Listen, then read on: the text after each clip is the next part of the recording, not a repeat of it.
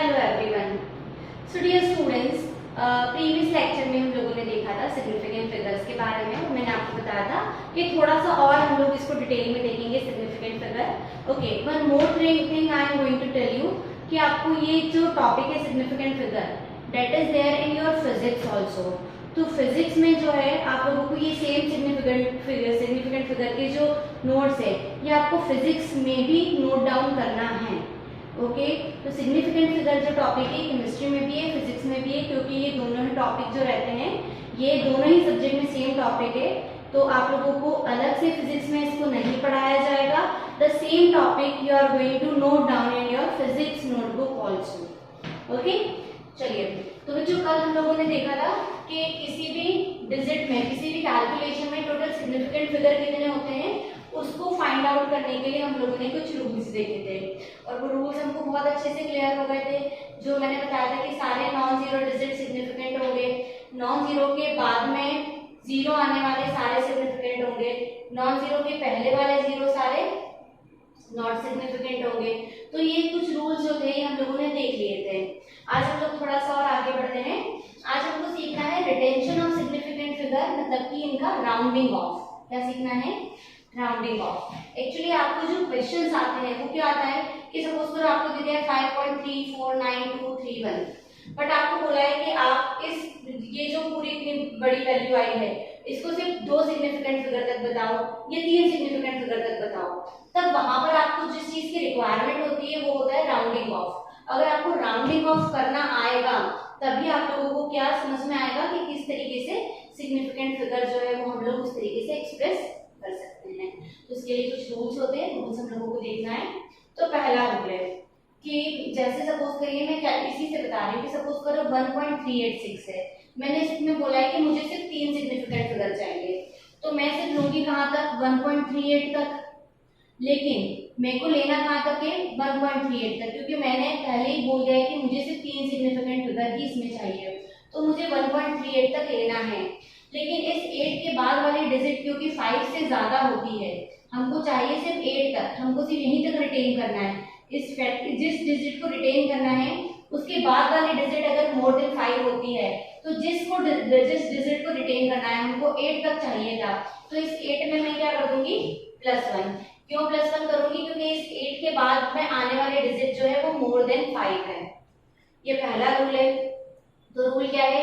If the digit coming after the desired number of significant figure happens to be more than 5, तो desired number of significant figure अपने 3 थे, मतलब हमको यहीं तक चाहिए था, ठीक है। तो उसके बाद में कमिंग आफ्टर, इसके बाद में आने वाली डिजिट अगर क्या है? मोर देन 5 है, तो प्रीसीडिंग नंबर, इसके पहले आने वाला जो नंबर होगा it should be increases by 1। तो 1.386 को मैं लिखूंगी 1.39। सेकेंड वन है उल्टा हो जाएगा बच्चों कि अगर सपोज करिए ये 1.389 नहीं 1.384 होता और मुझे चाहिए अभी भी यहीं तक, तो मैं इसको लिख देती 1.38। मतलब अगर इस तरीके से होता है कि जिस डिजिट को आपको रिटेन करना है उसके बाद वाली डिजिट लेस देन 5 है, तो आपका जो फैक्टर होता है वो एज इट इज लिखा जाता है, उसमें एडिशन नहीं होगा, सब्ट्रैक्शन भी नहीं होगा, ठीक है। तो क्या है, जैसे सपोज करिए 6.234 है, मेरे को यहाँ पर भी चाहिए तीन सिग्निफिकेंट फिगर, तो मुझे चाहिए 6.23 तक। मैं अब इसके बाद वाली डिजिट देखूंगी क्योंकि 3 के बाद वाली डिजिट जो है वो आपकी लेस देन 5 है। लेस देन 5 होगी तो आप लोग उसमें कोई चेंज नहीं करोगे, आप लोग उसको एज इट इज 6.23 लिखोगे। तो रूल क्या है? If the digit coming after the desired number of significant figure is less than 5, okay, then the preceding number remains unchanged। ये preceding number में कोई चेंज नहीं होगा। ऊपर वाले में हम लोग +1 इसलिए कर रहे थे क्योंकि जो आपका preceding number के बाद वाली जो डिजिट थी वो मोर देन 5 थी। तीसरा केस कि अगर जो सपोज करिए ये दो कैलकुलेशन है, मुझे इसको सिर्फ दो सिग्निफिकेंट फिगर तक ही बताना है, तो मुझे बताना है 6.7 तक और यहाँ पर बताना है 6.4 तक, ओके। लेकिन इसके बाद में आने वाली डिजिट क्योंकि 5 है, अब क्या करेंगे? मोर देन 5 था तो +1 किया, लेस देन 5 था तो एज इट इज जाने दिया। अगर एग्जैक्टली 5 है तो क्या करेंगे? एग्जैक्टली 5 होगा तो बच्चों आपको देखना है कि इस 5 से पहले आने वाली डिजिट अगर इवन है, सॉरी ऑड है, है ना। अगर ये डिजिट क्या है, ऑड है, तो +1 कर दीजिए, और अगर इट इज इवन, अगर ये इवन है तो माइनस, तो एज इट इज जाने दीजिए, है ना। इवन है तो एज इट इज जाने देना है, मतलब if the digit coming after the desired number of significant figure happens to be 5, then the preceding number, है ना, अगर 5 के पहले वाला number it will increases by 4 only in case it happens to be odd।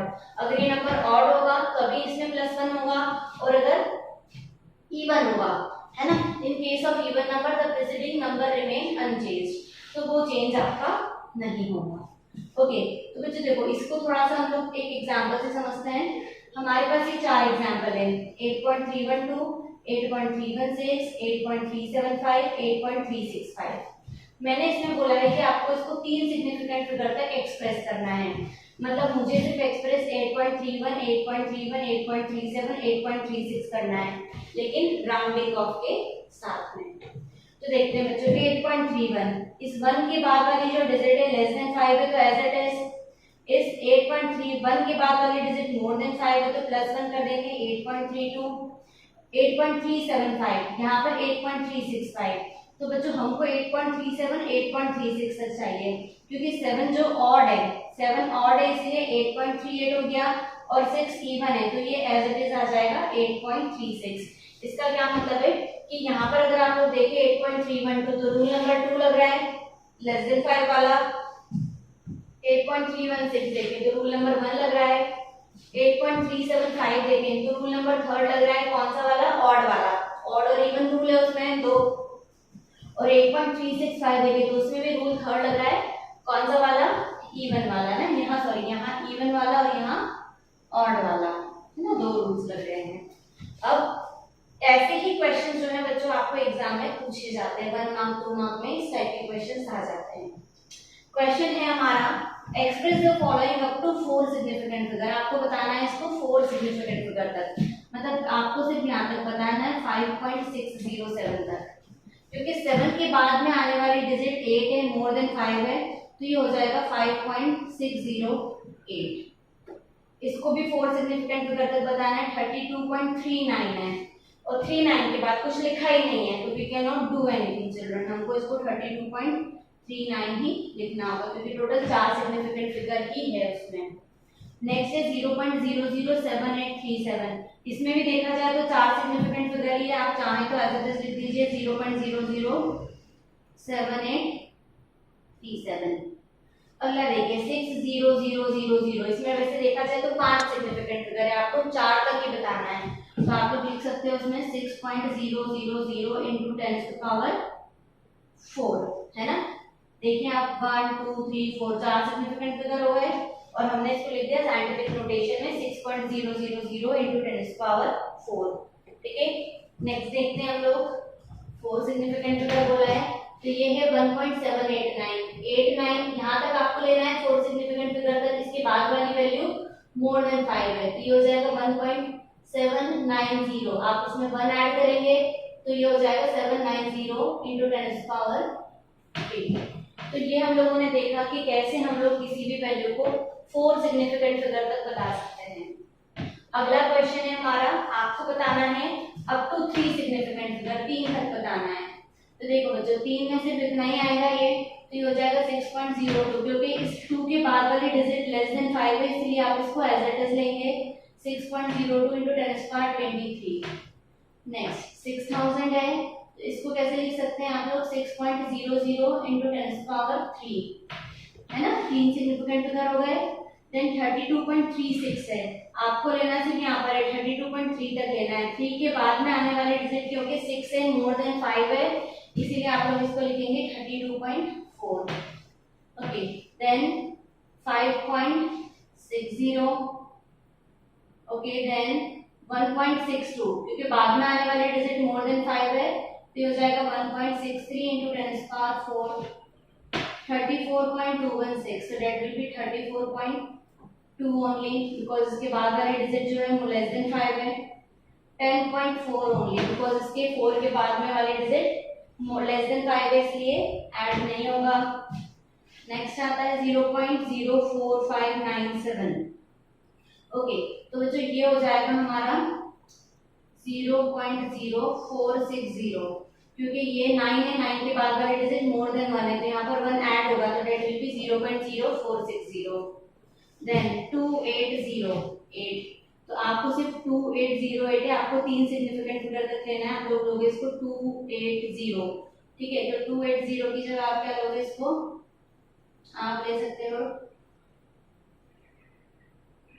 281, 2808 नहीं लेकर आप लोगे 281।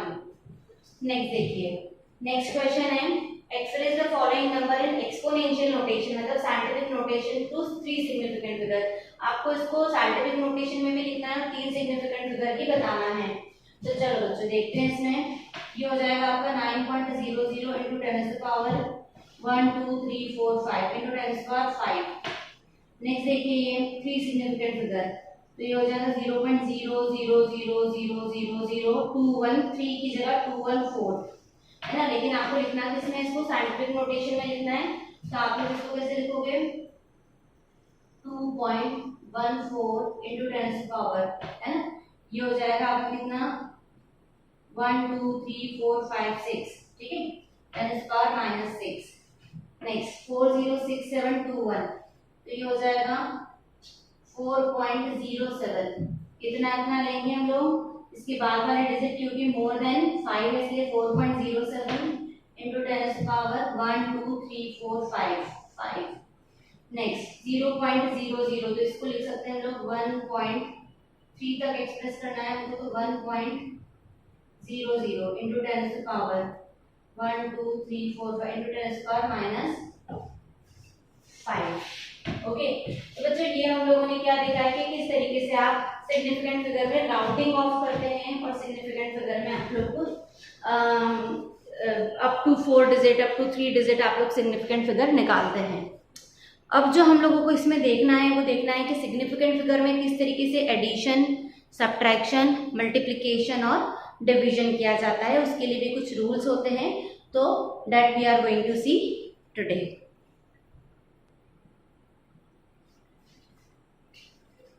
So children, significant figure we have seen. Now we have to see the calculation involving significant figure. हम लोग यहाँ पे दोनों चीजें देखेंगे, addition and subtraction as well as multiplication and division. So firstly we have to see addition and subtraction of significant figure, है ना। ये रूल है, रूल क्या है कि जब एडिशन और सब्ट्रैक्शन होता है तो आपका एडिशन पूरा कर दीजिए। आप नॉर्मली जो एडिशन अपन करते हैं वैसे ही एडिशन करना है, लेकिन जो फाइनल रिजल्ट है वो फाइनल रिजल्ट आपको कैसे एक्सप्रेस करना है, दैट इज वेरी इंपॉर्टेंट। तो जैसे यहाँ पे देखिए जो हमारे पास है 7.23, 2.1 एंड 0.312। ओके, हमने इन तीनों को ऐड कर दिया, इन तीनों को ऐड करा तो हमारा जो आंसर आया है वो आया है 9.642। नॉर्मल एडिशन किया है, इसमें कोई हमने बहुत दिमाग लगाने की कोशिश भी नहीं की है। ओके, नॉर्मल एडिशन किया है। लेकिन एक्सप्रेस जब आप आपके फाइनल रिजल्ट को एक्सप्रेस करेंगे, जो आपका आंसर आया है वो आया है 9.642, but that is not the correct one. Significant figure के अकॉर्डिंग वो करेक्ट आंसर नहीं है। इसमें आपको क्या देखना है कि यहाँ पे देखिए least number of decimal place कहाँ है। यहाँ पे 2 डेसिमल प्लेस है, यहाँ पे 3 डेसिमल प्लेस है और यहाँ पर 1 डेसिमल प्लेस है। मतलब जो सबसे मिनिमम डेसिमल प्लेस होती है उसी में आपको आपका रिजल्ट एक्सप्रेस करना है, क्योंकि यहाँ पे 1 डेसिमल प्लेस सबसे मिनिमम है, तो your answer should be reported up to 1 decimal place only. मतलब इस पूरे ये पूरा आपका आंसर नहीं होगा, आपका आंसर होगा केवल 9.6, only 9.6 will be your answer. Similarly यहाँ पर भी देखिए आप लोग, हमने एडिशन करा 89.232 प्लस 1.1 का एडिशन किया है। तो यहाँ पे देखिए क्योंकि 1.1 में सबसे कम डेसिमल प्लेस है तो आपका आंसर तो आया है 90.332, बट आप उसको रिपोर्ट कैसे करेंगे, 90.3 के फॉर्म में ही आपको उसको रिपोर्ट करना है। नेक्स्ट देखते हैं, नेक्स्ट एडिशन है 7.21, 12.141, 0.0028। एडिशन कर दिया है, सबसे मिनिमम डेसिमल प्लेस है 2, तो ये 2 डेसिमल प्लेस तक आपको इसको एक्सप्रेस करना है। सेम सब्ट्रैक्शन में भी सेम होता है, जैसे हमने इन दोनों को सब्ट्रैक्ट किया, आंसर आया है 12.4215। मिनिमम डेसिमल प्लेस है 1 डेसिमल प्लेस तक आप इसको एक्सप्रेस कर सकते हैं, तो आपका आंसर होगा 12.4। सिमिलरली यहाँ पर भी देखिए 25.4630 एंड 24.21, तो 2 decimal place is the minimum decimal place, तो तो आपका आंसर 2 डेसिमल प्लेस तक आप एक्सप्रेस करिए, your final answer will be 1.25 here. Next 5.2748 5.2721, क्योंकि दोनों में ही same number of decimal places, तो ऐसा कोई इशू नहीं है इसमें, तो आप लोग इसको अप टू 4 डेसिमल प्लेस तक आप इसको एक्सप्रेस कर दीजिए। तो ये हम लोगों ने अप टू 4 डेसिमल प्लेस तक इसको एक्सप्रेस कर दिया है। तो ये बहुत सिंपल है बच्चों, एडिशन सब्ट्रैक्शन में कुछ भी आपको नहीं करना है, सिर्फ एक्सप्रेस करने का तरीका जो है वो हमारा करेक्ट होना चाहिए। ये 3 हम मैंने आपको एज अ होमवर्क दिए हैं, तो you people can try for this, है ना, ये आप लोग खुद से ट्राई करना। ये हम लोगों ने देखा है एडिशन एंड सब्ट्रैक्शन। अब जो हमको देखना है वो रहेगा आपका क्या, मल्टीप्लिकेशन एंड डिवीजन। तो we have to see multiplication and division now. Okay, so children, here we are having multiplication and division, है ना, second mathematical operation we have to see multiplication and division। जैसे मैंने आपको बताया कि addition और subtraction में हमको minimum number of decimal places देखनी होती है, मल्टीप्लिकेशन और डिवीजन में हमको minimum number of significant figure देखने होते हैं। मतलब हमारा जो फाइनल रिजल्ट होगा वो होगा कि जिस भी डिजिट में minimum number of significant figure होंगे उस नंबर के अकॉर्डिंग ही हमारा फाइनल रिजल्ट रिपोर्ट होता है। जैसे यहाँ पे देखिए हमारे पास है 5.1028 एंड 1.30। मैं अगर बात करूँ 5.1028 की, तो इसके पास में 5 सिग्निफिकेंट फिगर है, और अगर मैं बात करूँ 1.30 की, तो इसके पास में 3 सिग्निफिकेंट फिगर है। आप इसका नॉर्मल मल्टीप्लिकेशन कीजिए, 5.1028 मल्टीप्लाइड बाय 1.30 कीजिए, जो भी आपका आंसर आता है, जैसे इस वाली कैलकुलेशन में जो आंसर आएगा दैट विल बी 6.63364।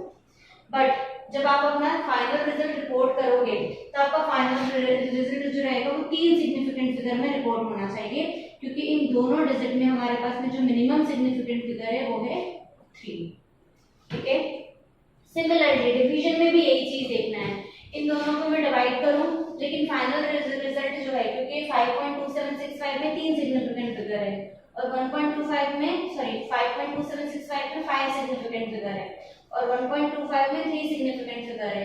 डिवीजन करने पर जो भी आपका आंसर आता है वो एक तरफ रखिए, क्योंकि हमको जो फाइनल आंसर रिपोर्ट करना है वो करना है 3 सिग्निफिकेंट फिगर में, तो आपका जो फाइनल आंसर आएगा वो आएगा 3 सिग्निफिकेंट फिगर में। तो बच्चों ये जो कुछ क्वेश्चंस हैं मैंने आपको होमवर्क में दिए हैं, ये तो आप नॉर्मली ये जो रूल्स है इसके अकॉर्डिंग कर सकते हैं।